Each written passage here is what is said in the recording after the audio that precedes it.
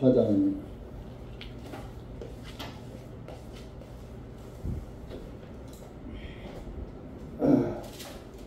1절부터 10절까지 읽겠습니다.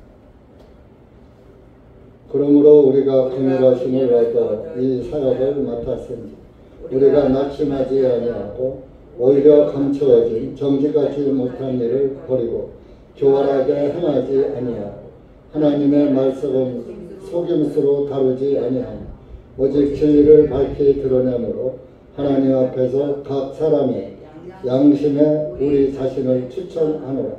다만 만일 우리의 복음이 가리워졌다면 그것은 잊어버린 자들에게 가려워진 것이라. 그들 중에 이 세상 신이 믿지 아니하는 자들의 마음에 눈을 멀게 하여 하나님의 형상이신 그리스도의 영광스러운 복음의 빛이 그들에게 비치지 못하게 하느니라. 이는 우리는 우리 자신을 선포하는 것이 아니요 다만 그리스도 예수님이 주님이신 것과 예수님을 위하여 우리 자신이 너희의 종들이 된 것을 선포하느니 이는 어둠 속에 빛이 비치라고 명령하신 하나님께서 우리들 마음속에 비추셔서 예수 그리스도의 얼굴에 있는 하나님의 영광을 아는 빛을 주셨기 때문이라. 그러나 우리가 이 보물을 질그릇 안에 가졌나 그 권능이 뛰어남이 하나님께 있고 우리에게 있지 아니하니라. 우리가 사방에서 고난을 당하여도 괴로워하지 아니하며 당혹스러운 일을 당하여도 절망하지 아니하며 박해를 받아도 버림받지 아니하며 넘어뜨림을 당하여도 멸망하지 아니하며 우리가 항상 주 예수님의 죽으심을 몸에 지니고 다니는 예수님의 생명도 우리 몸에 나타나게 하려 함이로다. 기도하시겠습니다. 은혜의 주님, 정말로 더럽고 추하고 소망도 없고 아무 능력도 없는 벌레여 구더기 같은 우리 인생들을 하나님께서는 사랑하시고 구원하시기 위해서 그 고귀한 몸을 우리를 위해서 희생하시고 모진 고통 받으시고 하나의 생명밖에 없는 그 생명을 대신 내어주신 우리 주님 참으로 감사와 찬송을 드립니다. 우리는 살아서 자기 자신도 제어하지 못하고 육신대로 살고 자기 생각대로 살고 들망아지같이 내 멋대로 사는 그런 정말 구제불능의 더러운 우리 인생을 주님은 사랑하시고 너는 내 아들이고 너는 내 딸이라 말씀하시고 항상 우리를 선한 길로 인도하시는 주님 참으로 감사와 찬송과 영광을 돌립니다. 이한 시간도 기록된 말씀을 통하여서 정말로 나의 믿음의 눈은 무엇을 보고 있고 또 보아야 할 것을 보지 못하고 있는지 세상 신에게 붙잡혀 있는지 세상 신에 우리의 마음을 멀게 했는지 아니면 성령님께서 내 눈을 띄워주셨는지 말씀을 통해서 자기를 살피는 귀하고 복된 시간 되게 해 주시옵소서. 말씀을 주님께 맡겨오며 예수님의 이름으로 기도하옵나이다. 아멘. 고린도후서 3장에서 마음의 눈이 멀었다 14절에서 말씀하고 있어요. 구원을 받지 못한 사람은 마음의 눈이 멀었어요. 그래서 하나님의 말씀이 보아도 보이지 않고 들어도 들리지도 않고 읽을 때뿐이고 볼 때뿐이고 그 안에 생명력이 없는 것입니다. 율법 수건으로 가려져 있으면 그것은 눈이 모르는 것입니다. 그래서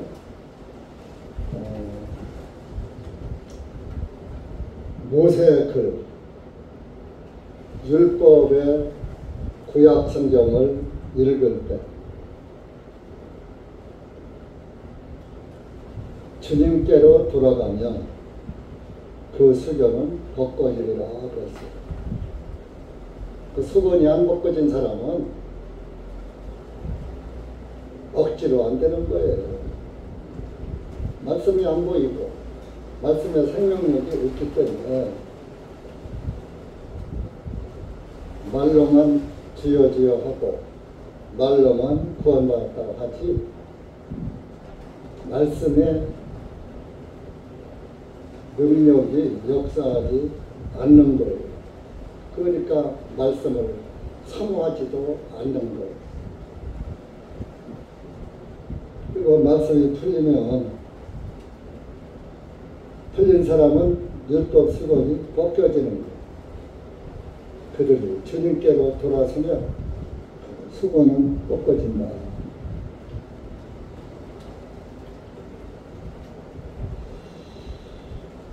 그래서 이 마음의 눈이 멀었다는 말씀이 3장에 나오고 4장에서는 4절에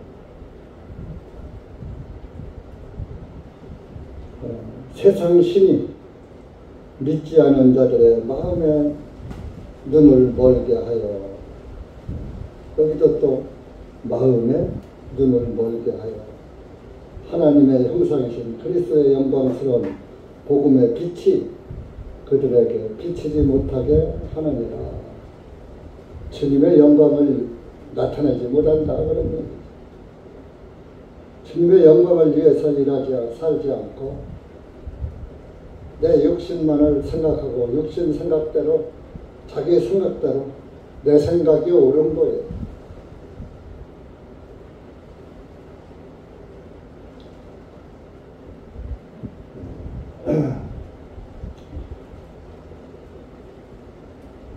복음이 가리워졌다면 3절에서 만일 우리의 복음이 가리워졌다면 그것은 잃어버린 자들에게 가리워지는 것이라. 잃어버린 자는 구원 못 받은 자지요. 하나님이 없는 자지요. 잊어버린 양이지요. 예수님도 99마리 양 잃어버리지 않은 양보다 잃어버린 한 마리 양을 찾아 나서시는 거예요.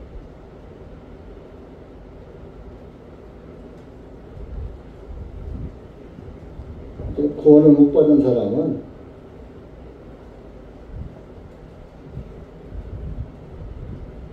복음이 가려워졌어요. 가려워졌으면 복음이 보이지 않죠. 덮여져 있는데.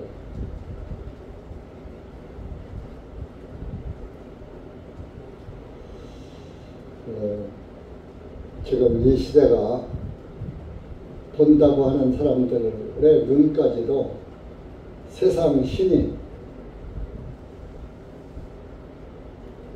그 사람의 마음의 눈을 멀게 하는 시대예요. 그래서 하나님의 말씀은 안 보고 그냥 유튜브, 스마트폰 잠시도 손에서 폰을 놓으면은 안절부절하고 허전하고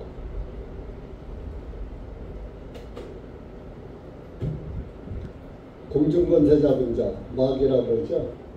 다 이게 공중파로다가 전달되는 거 아닙니까?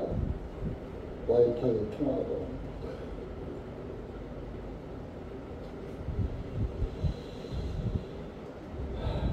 이럴 때 여러분들이 하나님의 그 빛을 받는 빛의 비춤을 받고 빛의 인도를 따라가는 그리스도인이 되어야지 되는 거예요. 자기를 죽이지 않고 자기 생각을 계속 피력하고 나타내고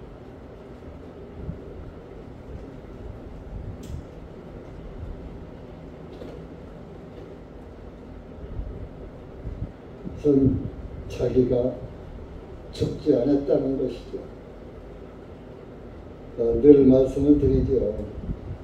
죽은 자가 부활도 되는 것이지 죽지 않았는데 부활은 뭐가 필요합니까? 여러분들이 예수님 안에서 죽어야지 되는 거예요.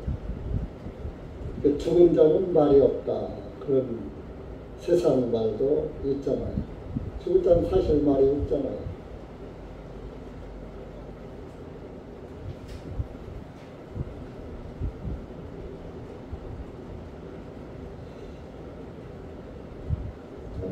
그래서 육신은 죽이고 내 안에 예수 그리스도의 영광스러운 복음의 빛을 비춰야지 되는데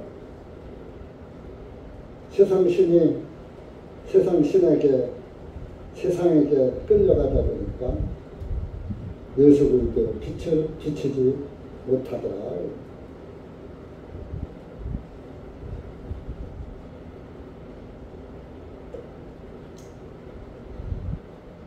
그래서 사도 바울도 우리는 5절에 보면 우리는 우리 자신을 선포하는 것이 아니요 나를 나타내는 게 아니라 이겁니다. 오늘날 많은 목사들이 자기 자랑만 해요. 자기가 다 유능한 목사, 제일 훌륭한 목사, 능력 있는 목사. 우리 자신을 선포하는 것이 아니에요. 다만 그리스도 예수님이 주님이신 것과 예수님을 위하여 우리 자신이 너희의 종들이 된 것을 선포한다. 우리는 주님의 종일 뿐이다. 여러분들의 구원을 받으면 예수 그리스도의 종이라고 하죠. 종은 주인에게 순종해야지 됩니다. 종은 주인에게 항변을 못해요. 이거 해라. 예. 저거 해라. 예. 그래서 예만 있고 아니오가 없는 거예요. 그래서 우리는 예수님을 위하여 우리 자신이 너희의 종들이 된 것을 선포합니다. 사도들이 이 고린도 교인들의 종이 됐다 이겁니다. 자기가. 우리는 너희의 종이야. 하나님의 종이기도 하지만 갈라디아서 1장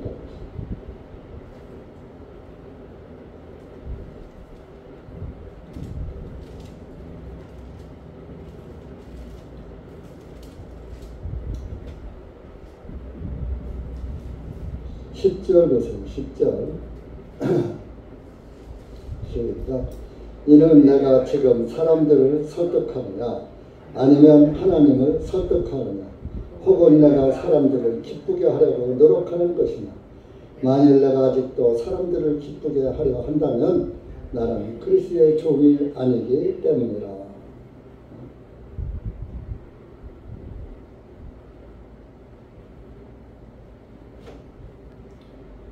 사람을 기쁘게 하는 종이 아니다.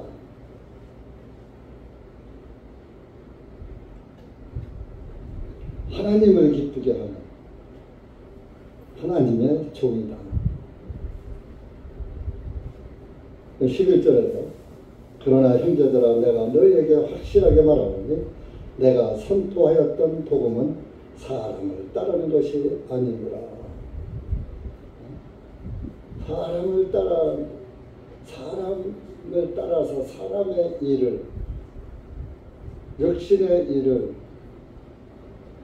전한 것이 아니다. 예수 그리스도의 복음을 따라서 선포한 것이다. 우리 그리스도인이라면 말씀을 통해서 자기를 비춰보야 하는데 그게 빛의 자녀예요. 말씀은 간대없고 늘 내 생각 갖고서 피력하고 반박하고 공론화 하는 것은 대단히 육신적인 것이라 이거. 그러면서 본문 4장으로 가서 6절 보면 이제 빛을 말씀하시는 거죠. 이런 어둠 속에 빛이 빛이라고 명령하신 하나님께서 우리들 마음속에 비추셔서 예수 그리스도의 얼굴에 있는 하나님의 영광을 아는 빛을 주셨기 때문이라. 여러분들 마음에 예수 그리스도의 복음의 빛이 비추어졌다면 세상 신이 마음의 눈을 멀게 했었는데 이제는 빛의 자녀가 되어서 예수 그리스도 얼굴에 있는 하나님의 영광을 아는 빛을 주셨다 이겁니다. 이 빛이 창세기 1장의 빛이에요. 창세기 1장 가보세요. 창세기 1장의 이 1장 3절이요. 굉장히 참 일반 사람들은 이 빛을 태양으로다가만 볼 수도 있고 또 해와 달은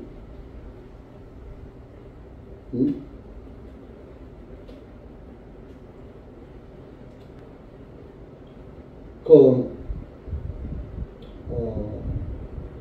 16절에서 해와 달을 만들었다고 또 말씀이 나오잖아요. 그럼 여기에 빛은 해와 달이 아니라는 얘기죠. 3절 보세요. 3절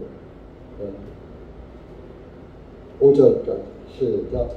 하나님께서 말씀하시되 빛이 있으라 하시니 빛이 있었고 하나님께서 그 빛을 보시니 그것이 좋으셨더라.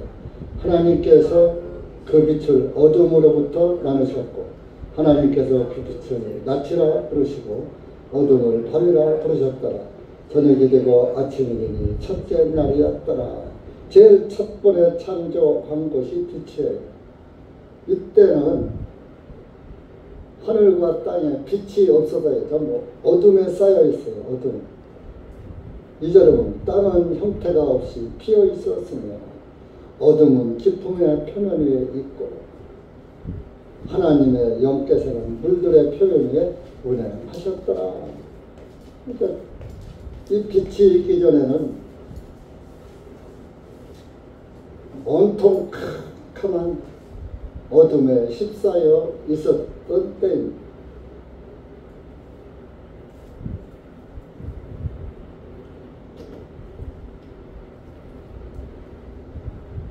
그 빛이 어둠으로부터 나뉘었더라. 그래서 그 빛이 있을 때 낮이라 하고 빛이 있을 때 밤이라 했더라. 그러면 이것은 우리의 오늘날 밤낮을 비추는 빛이 아니라 여러분들이 빛 안에 있으면 낮에 속한 자고 어둠에 있으면 밤에 속한 자. 지옥은 캄캄한 곳이에요. 그러나 주님 나라는 해같이 빛나죠. 주님이 빛이시니까. 하늘왕국은 해같이 빛나는 하나님 왕국이고 지옥은 캄캄한 어둠. 영적인 말씀이에요. 여기 밤과 낮. 구원받은 사람은 낮에 속한 자고 구원을 받지 못한 사람은 어둠에 속한 자, 밤에 속한 자가 되는 어둠의 자녀고 빛의 자녀로 나뉘어지는 거예요.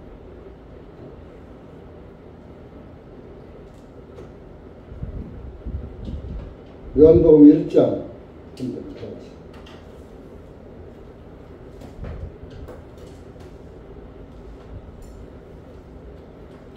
3절부터 5절까지 시작.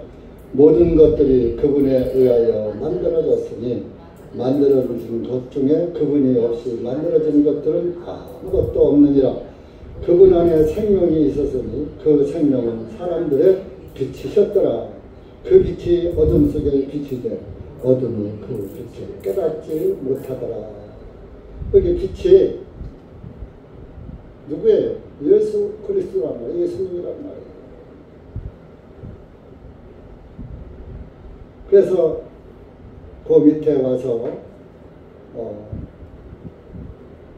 7절 8절 보면 그가 증언을 위하여 왔으니 곧 그 빛에 대하여 증언하여 모든 사람들이 그를 통하여 믿게 하려 함이라. 그는 그 빛이 아니었고 다만 그 빛에 대하여 증언하라고 보내심을 받았더라. 그분은 9절에 참 빛이었으니 그 빛이 세상으로 들어오는 각 사람을 비추니라. 예수님이 참 빛이요, 참 빛. 그 예수님 참 빛인 예수님이 5절에 이 세상에 오셨어. 이스라엘 사람들이 그 빛을 알아보지 못했던 거예요. 오늘날 마찬가지예요. 세상 신에게 붙잡혀 있어. 세상 신. 하나님에게 붙잡힌 게 아니라 세상 신에 붙잡히고 육신에 붙잡히고. 좀 영적인 삶은 어둠에 휩싸이는 거예요. 세상 신에게 붙잡혀 사는 거예요. 여러분들은 누구한테 붙잡혀 삽니까? 세상 일이 중요합니까? 주님의 일이 중요합니까? 주님의 말씀이 중요합니다. 많은 사람들이 어둠을 택해요. 어둠을 구원받았다면서도 어둠의 일은 생명 걸고 하면서 빛을 위해서는 시간 되면 하고 안 되면 말고. 김동길 박사 나처럼 이게 뭡니까? 그리스도인들이 그런 겁니까? 빛의 자녀가 그런 겁니까? 세상 거 버리고 주님께로 달려나올 때는 세상 거를 돌아보지 말고 달려나와야 되는 거예요. 노새 철을 기억하라 그랬잖아요. 소돔과 고모라가 멸망하는데 뒤돌아오지 말랐는데 소돔과 고모라 그 많은 재산 그 환락의 도시 그걸 못 잊어서 뒤돌아보지 말라는 그 하나님의 말씀을 불순종하고 뒤를 돌아보니까 어떻게 됐어요? 살아났죠? 소금 기둥 됐잖아요. 불로 태워서 소금 기둥이 됐어요. 그래서 사회받은 노새 최의 소금 기둥이다.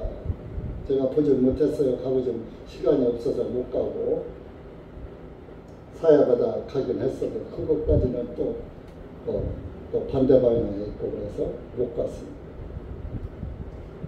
그러니까 예수님께서는 노새처럼 기억하라. 그럼 뭡니까? 세상을 뒤돌아보지 말라 이거요. 구원받았으면 빛 대신 예수님의 빛의 인도를 따라 살아라는 얘기요. 그때 뭡니까? 세상 일이 더 중요해. 예수 그리스도의 말씀 빛을 받으러 가는 게 아니라 어둠의 일을 더 사모하고 더 귀하게.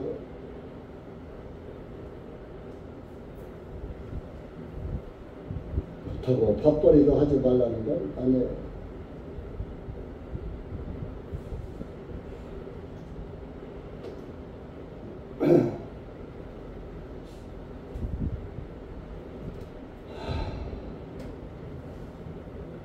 요한복음 12장도 가보세요.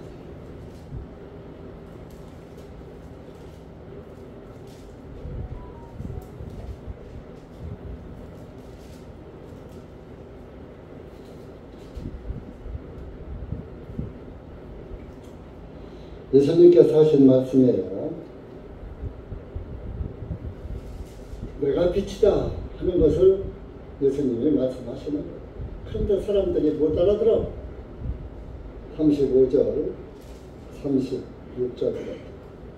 시작. 그때 예수님께서 그들에게 말씀, 아직 빛이 너희와 함께 있는 것도 잠시 동안이니 너희는 빛이 있을 동안에 다녀 어두움이 너희 위에 임하지 못하게 하라. 이는 어둠 속에 다니는 자는 자기가 어디로 가는지를 알지 못하기 때문이니라. 너희에게 빛이 있는 동안에 그 빛을 믿어라. 그리하면 너희가 빛의 자녀들이 되리라. 예수님께서 이 말씀들을 하시고 그들로부터 떠나 몸을 감추시니라.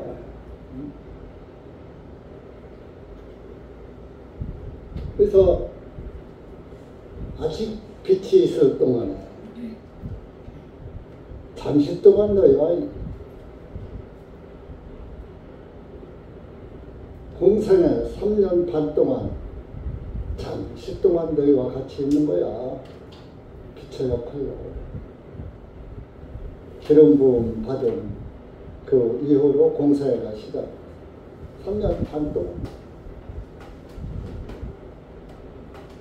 빛이 있을 동안에 다녀서 어둠이 너희에 임하지 못하게 하라.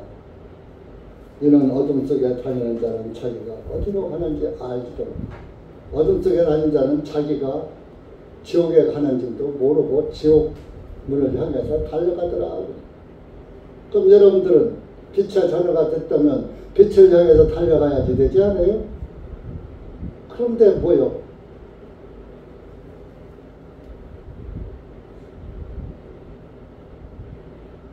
여러분들 복음에게 속지 말아요. 복음에서 죄를 다 세했다고 그러니까 그래 내 죄는 사함받았어.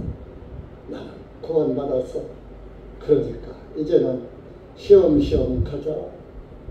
어둠의 일, 그게 어둠의 일인지 빛의 일인지도 분별하지 않고 그저 닥치는 대로 먹어치우고 해치우고 생명의 길인지 멸망의 길인지도 분별하지 못하고 살았다고 하면서 죽은 자의 일을 하고 살았다고 하면서 죽은 사람과 반불하게 살고 그러면 안 된다 이겁니다.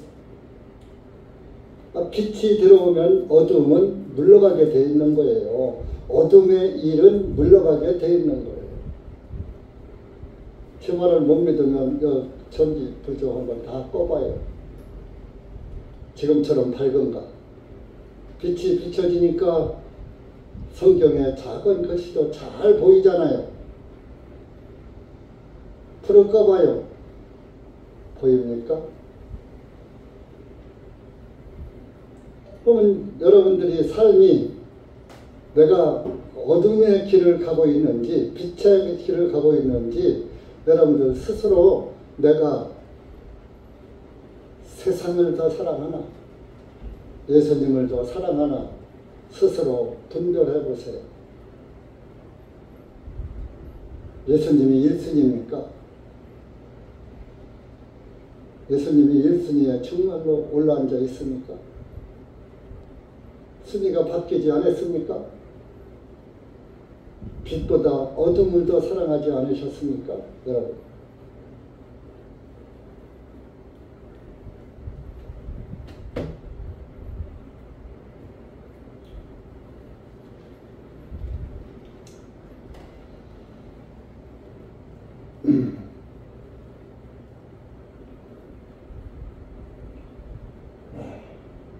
요한복음 3장 19절 보세요.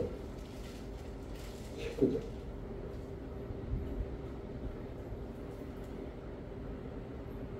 19절, 20절 시작. 그 정죄는 이것이니 곧 그 빛이 이 세상에 왔으나 사람들이 빛보다는 오히려 어둠을 더 사랑하였으나 이는 그들의 행위가 악하기 때문이다. 이는 악을 행하는 자마다 빛을 미워하여 그 빛으로 오지 아니함은 자기의 행위가 책망받을까 염려하기 때문에 그러나 진리를 행하는 자는 그 빛으로 오나니 이것은 자기의 행위가 하나님 안에 이루어진 것임을 나타내려 함이니라 하시니라. 19절에 그 빛이 이 세상에 왔으나 사람들이 빛보다는 오히려 어둠을 더 사랑하였다. 나는 안 그랬습니다. 한번 보세요, 여러분들. 내 생각으로 오지 말고 하나님이 나를 어떻게 내가 빛을 더 사랑해서 빛의 일에 더 열심히 하느냐, 어둠의 일에 더 우선권을 두었느냐. 하나님의 말씀의 빛으로 비춰보셔서 스스로 분별을 해보세요.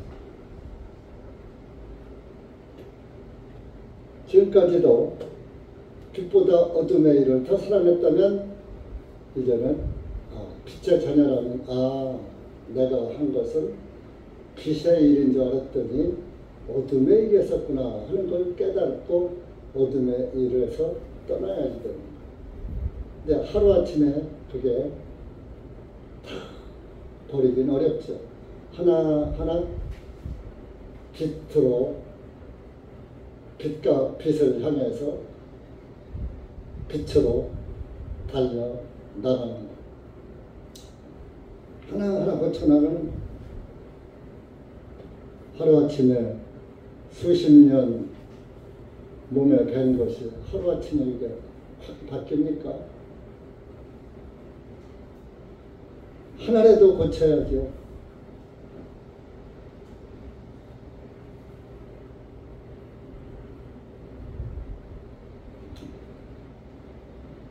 (20절) 말씀도 악을 행하는 자마다 빛을 미워하여 그 빛으로 오지 아니한다. 빛으로 오지 않는 사람은 악을 행하는 일이고 어둠의 일을 행하는 자다.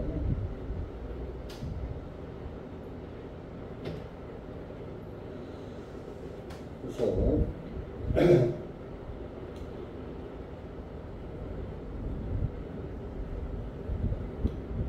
여러분, 어둠 속에 하늘과 땅이 캄캄했을 때 빛을 만드신 그 빛, 바로 예수 그리스도의 빛이었습니다. 명령하신 하나님께서 우리들 마음속에 비치셔서 6절 본문에 예수 그리스도의 얼굴에 있는 하나님의 영광을 아는 빛을 주셨기 때문에 영광의 빛을 알아. 그러면은 여러분들의 신앙생활이 주 예수보다 더 귀한 것은 없네 찬송과 같이 되는 거예요. 일단 예수님 예수님이고요. 일단 예수님은 교회 모임에 이 직장에 매여 있는 사람은 우리가 이해를 해야 되겠다. 자유업종이지만 또 이렇게 프리랜서로 일하는 사람들은 또 이렇게 딱 어디 점포에 딱 매여 있는 사람들 또 차이가 있죠. 그것은 참 오고 싶지만 못 그려면 포도청이니까 할 수 없이 거기에 매여 있을 수밖에 없어요. 그러나 내가 마음만 먹고 결정하면 될 수 있을 땐 빛을 선택해야 되는 것이죠. 빛에 대해서 성경에서는 여러 군데서 말씀하고 있어요. 에베소서 5장도 가보세요.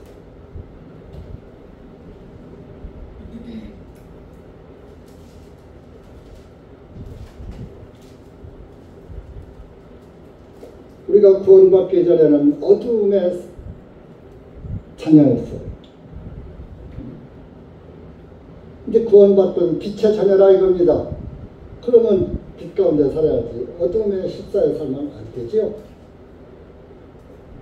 이건 행위가 아니라 빛은 빛의 역할을 해야 빛이지, 빛이 비춰지지 않아서 어둠이 물러가지 않는다면 빛이 아닌 거예요. 이 전등이 죽으면 빛이 들어와요, 안 들어와요? 여러분들이 예수 그리스도의 참 빛을 받았다면 여러분들은 이 살아있는 전등과 같은 거예요. 빛이 비춰져야 되는 거예요. 이 전구에 그 코일이 나가서 전등에 불이 안 들어오는데 그게 무슨 전등이 될 수가 있고 빛이 될 수가 있습니다. 발전.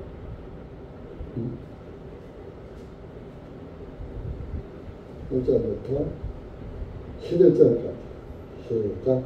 이는 너희가 한때는 어둠이었으나 이제는 주님 안에서 빛이기 때문에 빛의 자녀들로서 행하라. 이는 성령의 열매는 모든 선함과 의로움과 진리 안에 있기 때문에 주님께서 기쁘시게 받을 만한 것이 무엇인지 입증하여 열매를 맺지 않는 어둠의 일들과 교제하지 말고 오히려 그것들을 책망하라. 빛의 자녀라면 이렇게 하라 이겁니다. 여보세요. 여기 전구가 나갔어요. 그 전구 버리고 다른 걸로 교체합니까? 나간 전구 그대로 놔두고 어둡게 지냅니까? 여러분들 이거 하나만 나갔는데 제가 안 가려면 목사님 여기 전구가 나갔어요? 성경이 잘 안 보여요?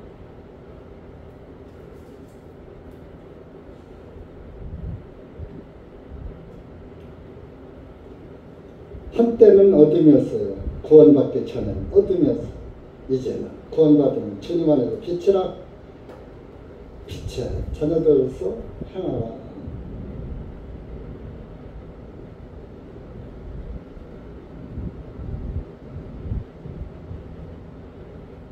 사도 바울도 다메섹으로 구원받고서 다메섹으로 가는데 하늘에서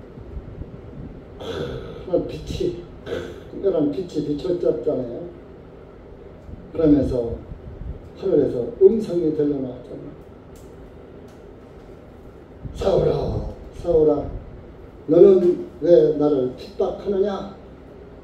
주여, 내가 언제 당신, 나는 내가 핍박하는 예수님이라.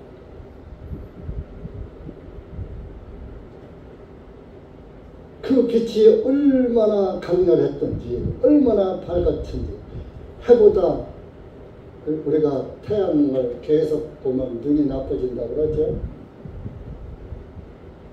그 빛을 본 순간에 눈이 멀어져 버렸어요.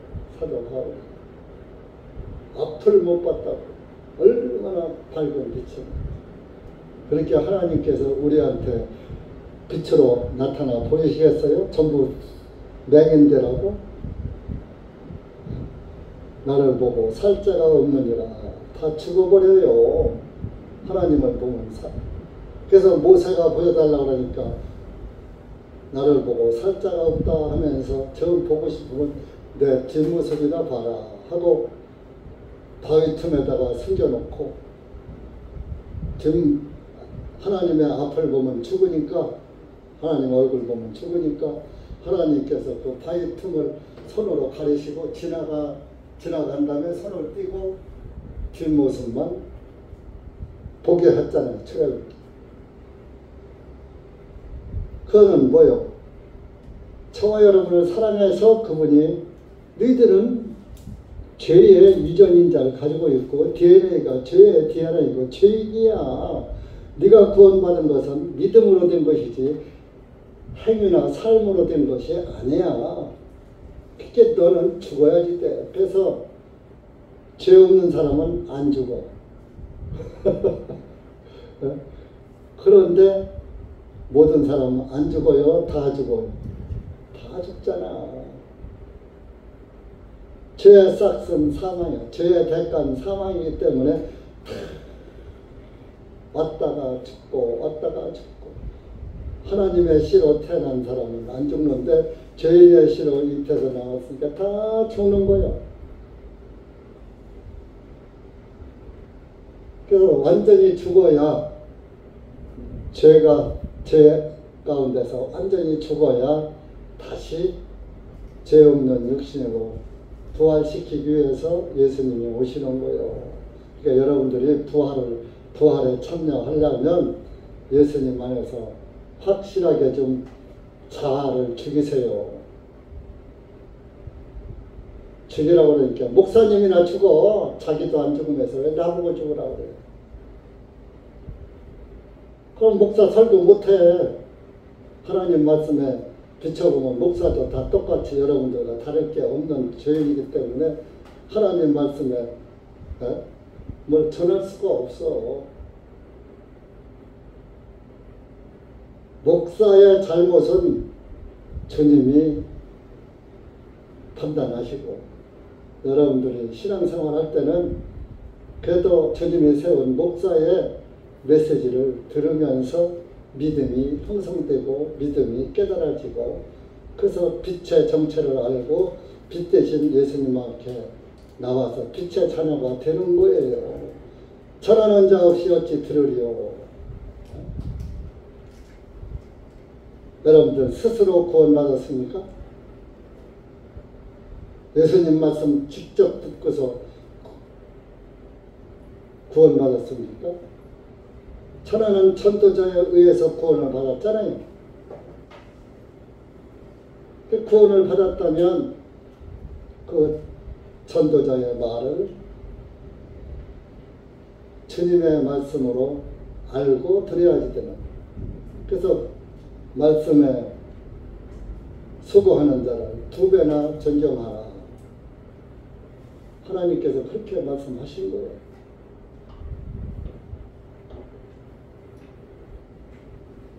진짜 구원을 받지 못한 종교인들은, 기독교 종교인들은 목사가 예수님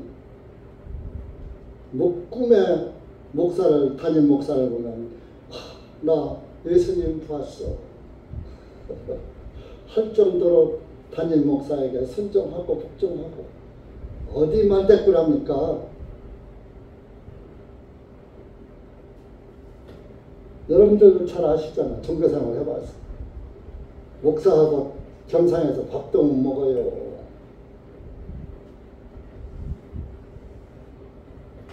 이 복음 안에서는 완전히 다 풀어주니까 그래 너나 나나 똑같이 형제고 자매야. 그러니 은혜가 안 되는 거지. 자기 손해지, 자기 손해.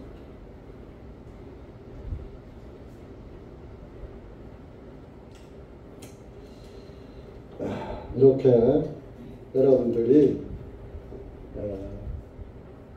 여러분들 그 어둠 속에 세상 신에게 마음의 눈이 멀어있던 여러분들에게 예수 그리스도를 아는 영광의 빛을 줬단 말이에요. 그게 구원이요. 복음의 빛. 그러니까 7절에 본문 7절로 갑시다.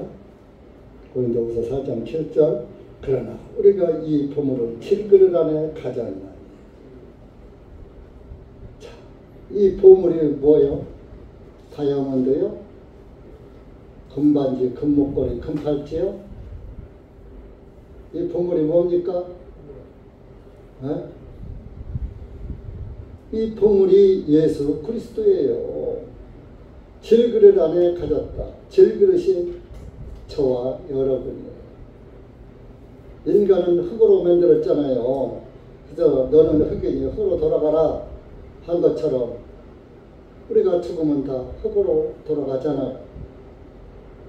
그 질그릇 안에 보물을 가졌답니다. 그럼 여러분들 안에 예수님이 최고의 보물이 되어야 돼요. 그래서 최고의 보물이 된 사람이 부르는 게 주 예수 그렇다고. 귀한 것은 없네요. 근데 내가 볼 때는 그런 사람이 우리 교회에 많지가 않아. 그래서 내가 가끔 목리를 부리는 거예요. 옛날 말로. 어깃장을 말로. 여러분들은 주에서보다 더 귀한 것이 인내로 찬송 부르세요. 가끔가다 내가 그런 소리를 하죠.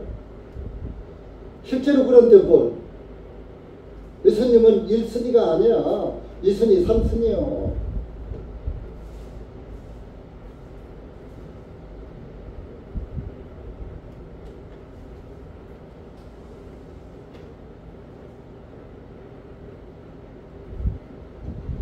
여러분들 정말로 질그릇 같은, 질그릇은 깨지기도 쉽고 연약한 질그릇이에요. 질그릇은 그릇 중에서 제일 천한 그릇이 천한 것. 슬쩍만 놓쳐도 깨져버려요.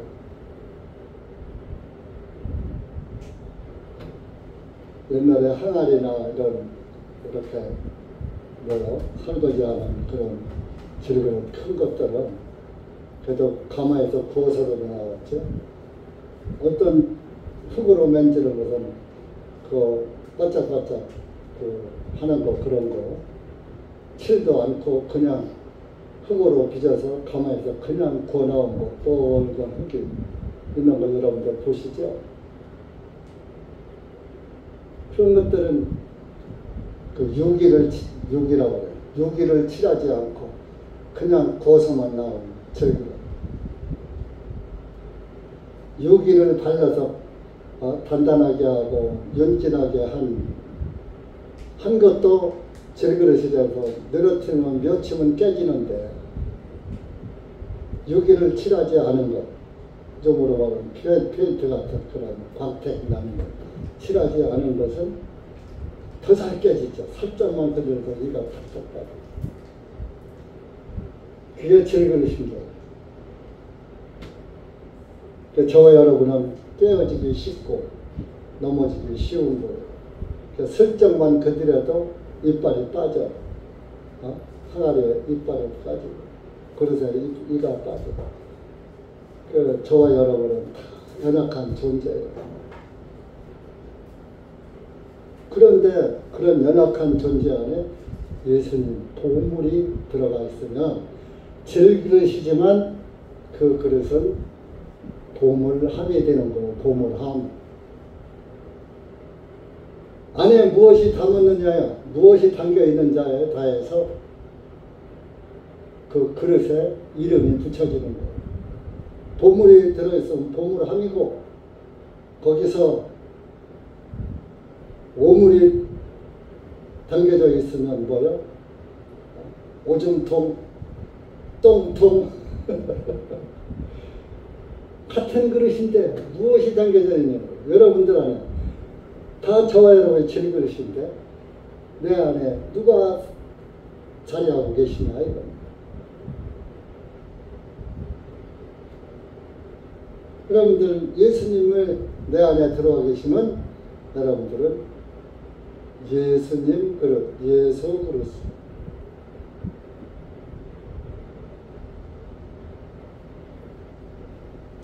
그러니까 예수님을 보물로 담고 있다면 예수님은 고난 받으셨어도 고난으로 여기지 않으셨죠. 8절에 보면 우리가 사방에서 고난을 당하였다.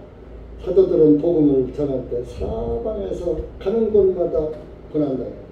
괴로워하지 아니하며 당혹스러운 일을 당해도 절망하지 않아. 여러분들이 신앙생활 할 때 좋은 일도 있고 부딪히는 일도 있고 나쁜 일도 있고 기분 나쁜 일도 있고 해도 그런 거에 대해서 연연하지 않는다. 사도들이 죽음에 대해서 고난에 대해서 죽음을 두려워하지 않고 복음을 전했잖아요. 여러분 지금 신앙생활 하는데 여러분 누가 잡아가기를 합니까? 대전중앙 침례 교회 나간다고 박해를 합니까? 네? 괜히 그릇끼리 부딪혀가지고 이빨 빠지고서 깨진 그릇 되는 거예요.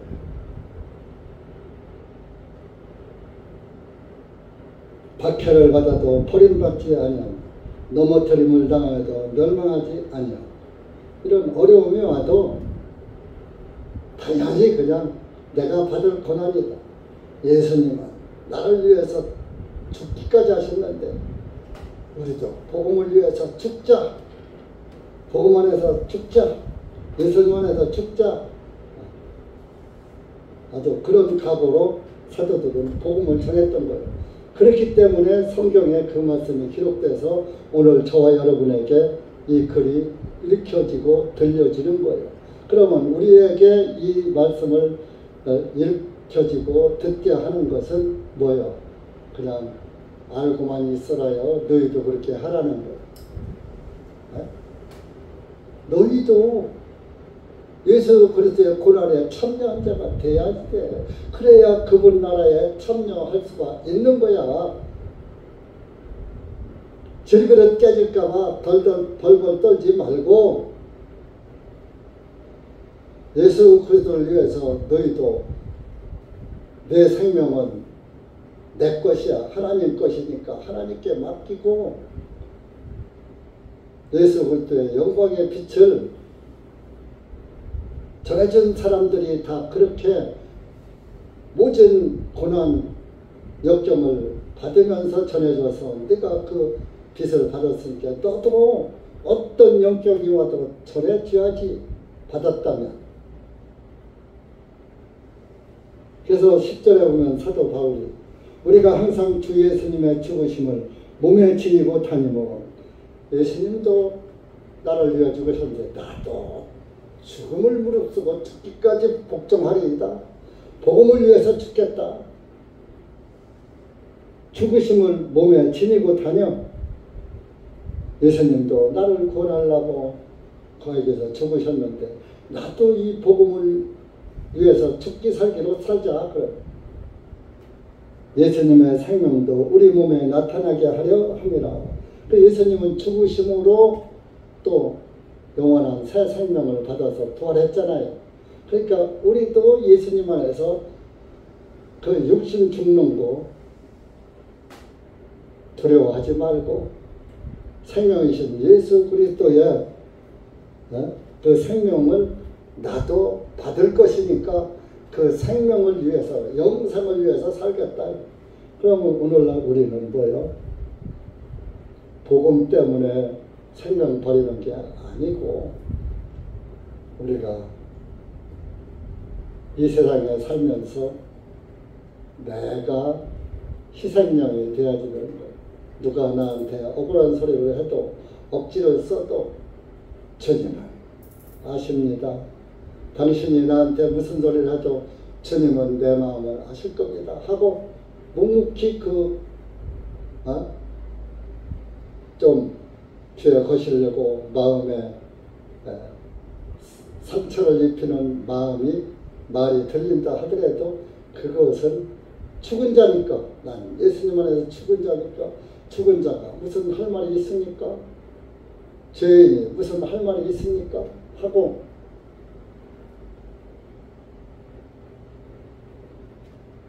예수님의 죽으심을 몸에 지니고 내가 완전히 죽은 자가 되어 영생도 나에게 주어지는 것이야.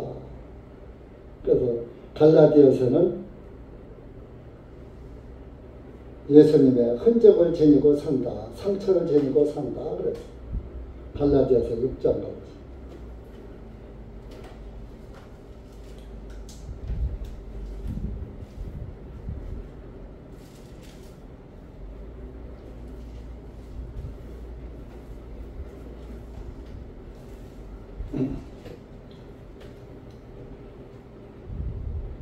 (17절)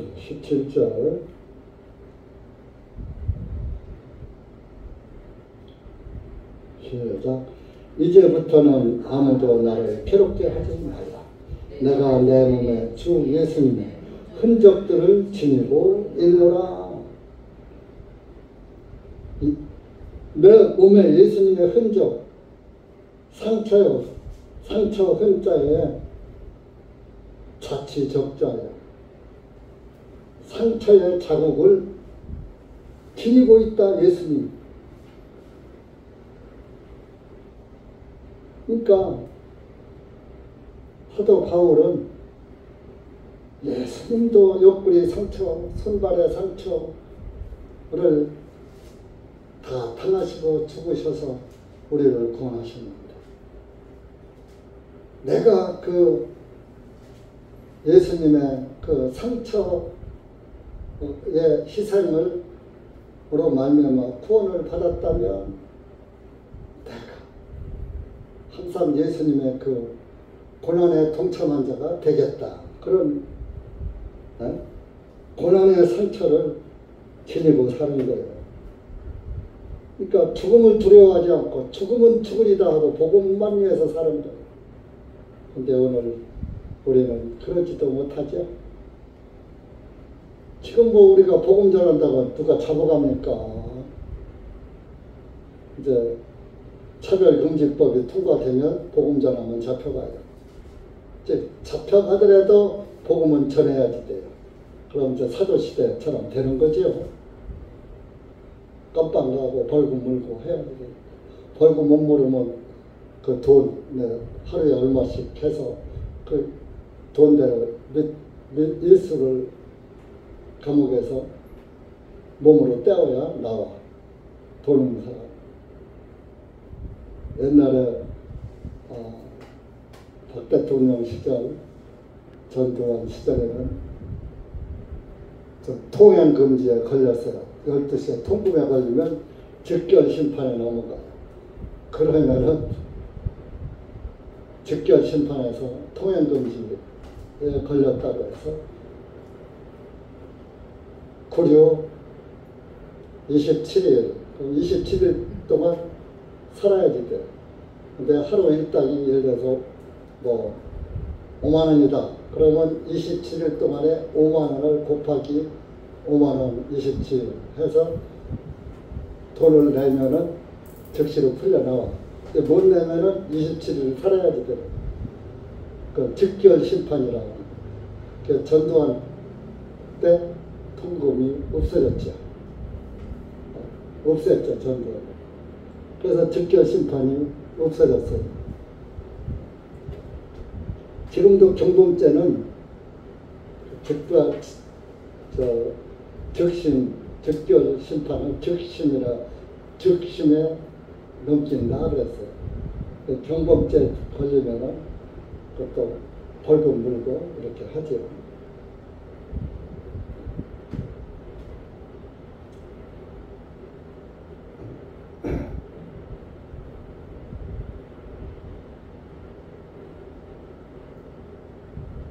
그래서 여러분들 우리가 지금 참 복음 안에서 살면서도 사도들이 그 받은 고난에 비교하면 우리는 정말 비단금침에서 살면서 정말 고난이라는 고자도, 여러분들 복음 때문에 고난 당해봤습니까? 욕 한번 먹어봤습니까? 저는 욕 많이 먹었어요. 나간 사람들은 다 나 욕하고 나갔어요. 헐뜯고 나가고 물고 뜯고 나가고. 나가면서 아유, 한 목사님 참 존경스럽고 목회 참 잘하신 분인데 칭찬하며 나간 사람 있어 없어? 다 한마디씩 하고 물어 뜯고 나가요. 그렇다고 다 제가 잘못한 것이 있으니까, 흠이 있으니까 비판을 받은 것이죠. 그래서 여러분들도 이제부터라도 예수님의 흔적을 지니고 예수님의 향기를 바라는, 냄새를, 예수님의 냄새도 풍기는 그런 그리스도인으로 살아요. 고린도 후서 11장 한번 읽어보세요.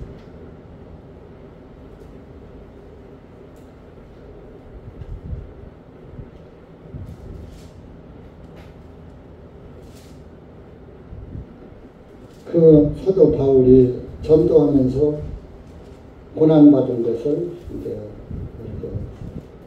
이렇게 했죠. 24절부터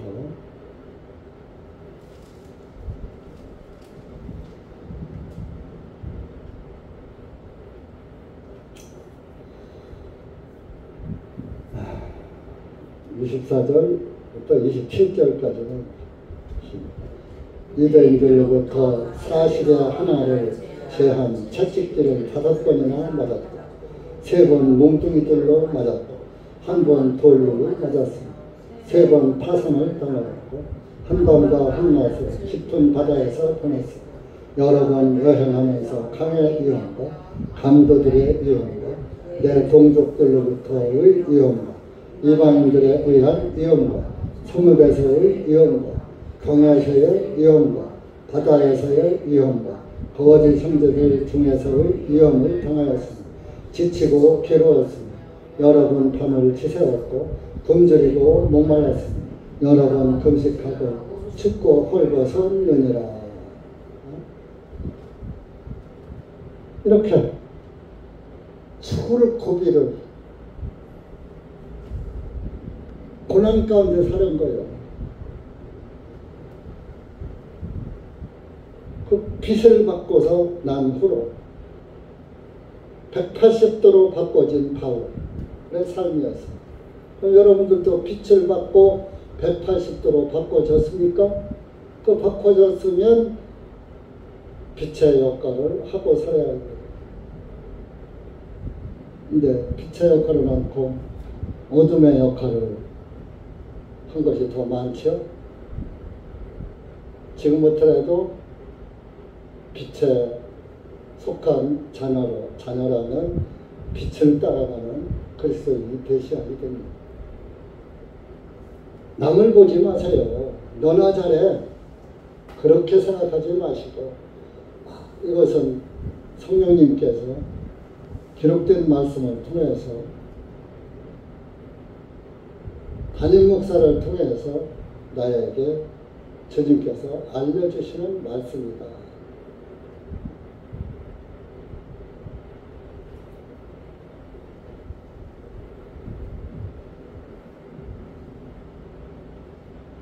그래서 우리가 고린도후서 11장 11절에 가면 이는 살아있는 우리가 항상 예수님을 위하여 죽음에 넘겨지는 것은 예수님의 생명도 우리의 죽을 육신 안에 나타나시게 하려 하기 때문이다. 그러니까 우리가 예수님을 나타내는 그리스도인이 되어야지. 그런즉 사망은 우리 안에서 역사하나 생명은 너희 안에서 역사하는. 사망은 사도들 안에서 역사해. 복음을 전하니까 사도들이 사망에 막 넘겨지고 막 잡혀가고 막 이랬다. 근데 너희들은 우리의 전하는 말씀을 듣고 생명은 너희 안에서 역사하니라.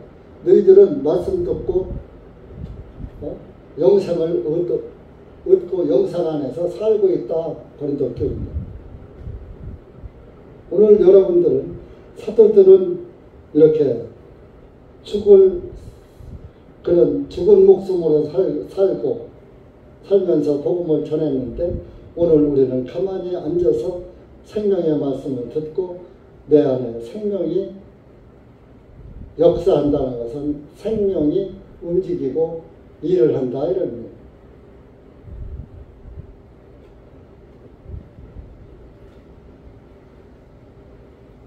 13절에 기록된 바 내가 믿는 거로 말하였도다 한 것 같이 우리가 동일한 믿음의 영을 가졌으니 우리도 믿음으로 또한 말하느니라.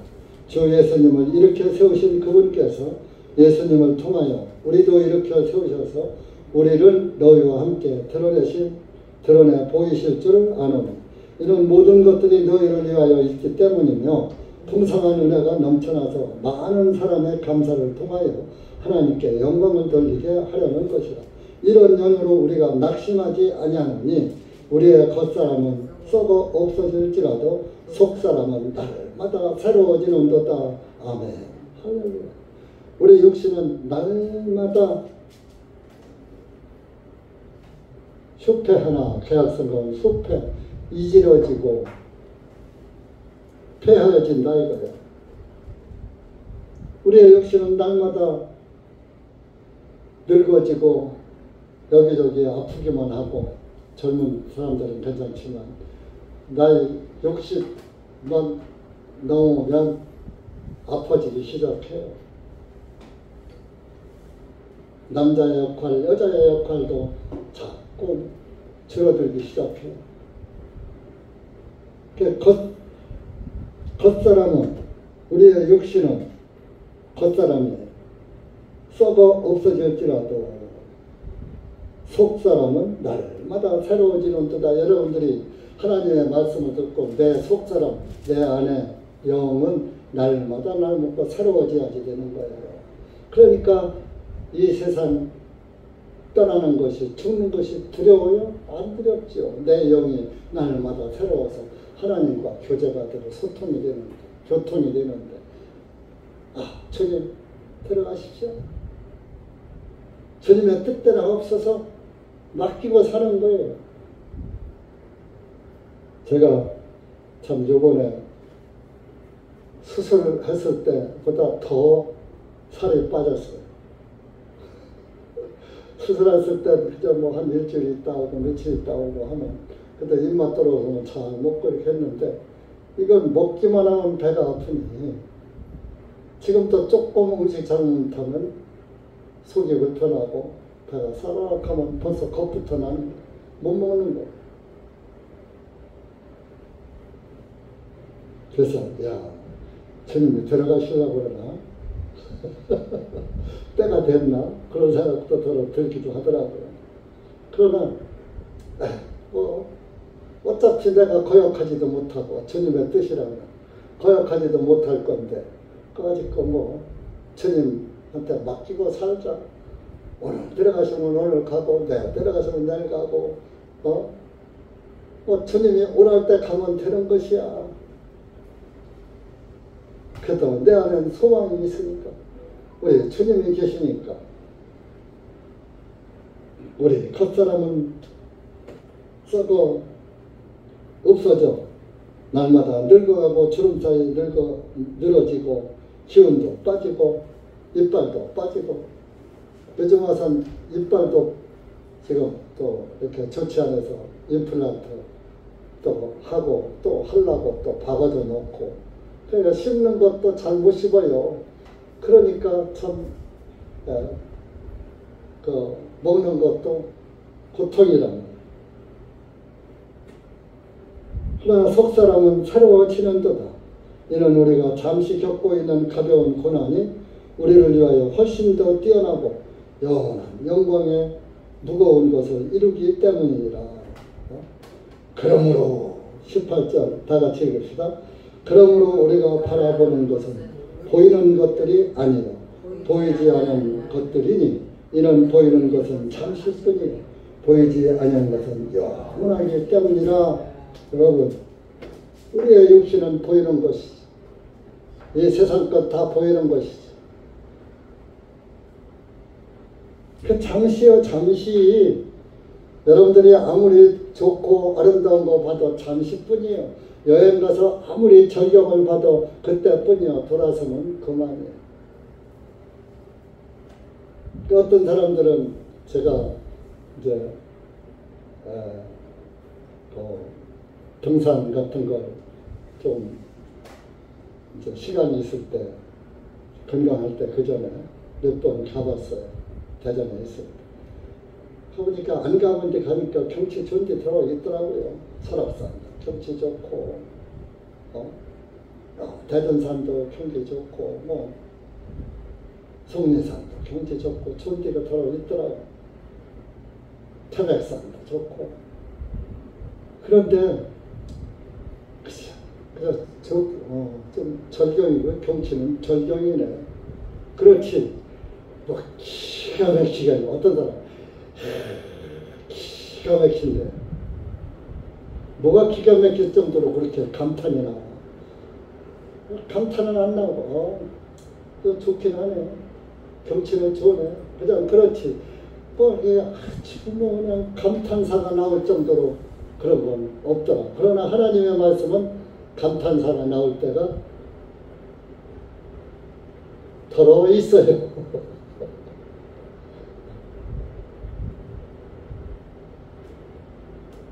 돌아서서 오면 그만이야. 돌아서는 지나가는 영화 한 편 본 거하고 다른 바가 없어.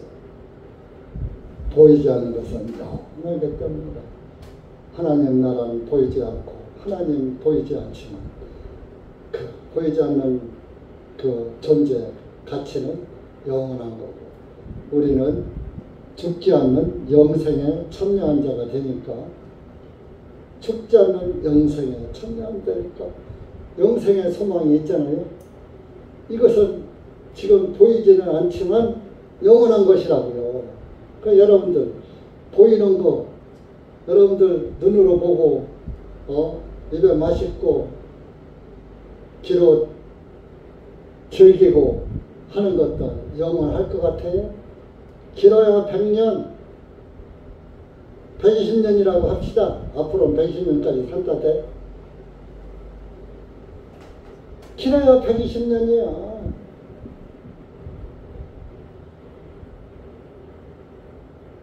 제일 많이 산던 무드셀라 969세야, 7세야. 금천년을 살았지만 안 보이잖아. 근천년을 살았어. 잠깐이야, 잠깐.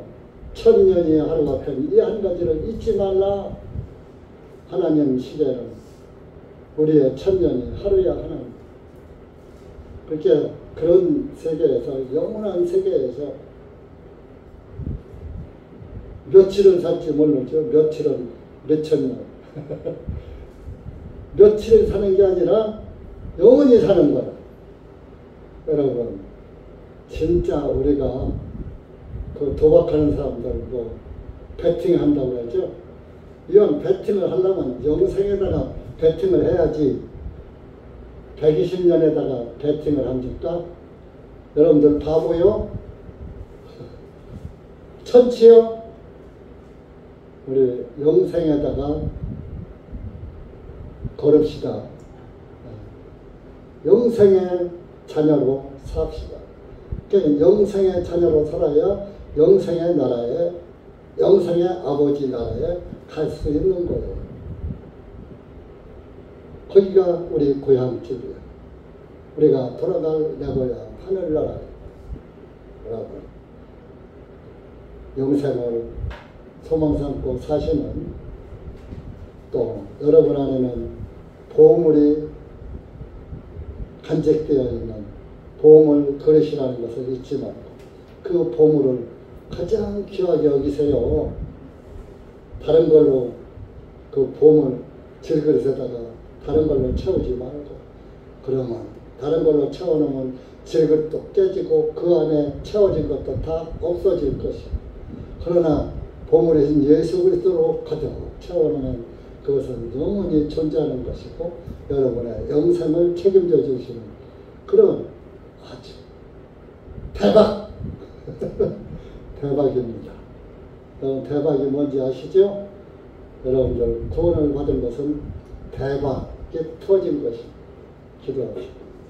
하나님 아버지 감사합니다. 우리가 고린도후서 4장 말씀을 통해서 두서없이 이 아들이 주님의 말씀을 전했습니다. 세상 신이 마음의 눈을 멀게 해서 항상 구원받은 사람들의 눈까지도 멀게도 하고 구원받지 않은 사람들의 눈은 완전 소경되게 해서 어둠 가운데로 인도하고 있는 줄 압니다. 그러나 빛의 자녀들에게는 어둠이 역사하지 못하는 줄 압니다.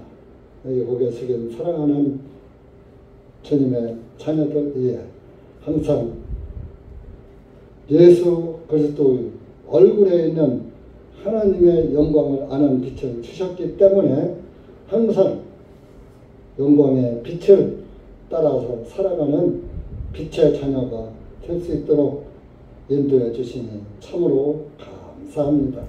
이 세상 것은 다 없어질 것이지만 우리에게 주신 영생은 영원한 것이라는 것을 우리가 깨닫고 우리가 정말로 바보가 되지 말고